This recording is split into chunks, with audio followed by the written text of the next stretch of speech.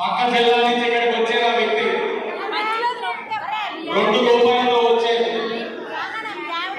ఒక రైతు బిడ్డ. వ్యాపారం తెలియదు, రాజకీయం తెలియదు.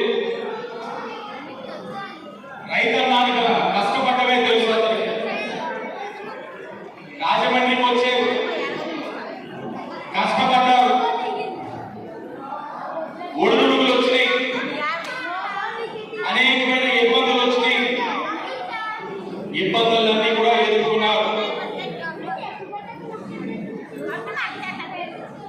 వ్యాపార రంగాన్ని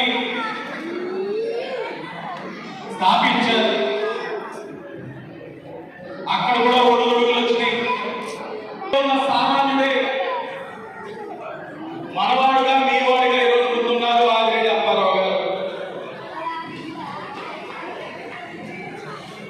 రాజకీయంలో కూడా అలాగే వచ్చారు. వారసత్వాలు లేవు, రాజకీయ నేపథ్యం లేదు.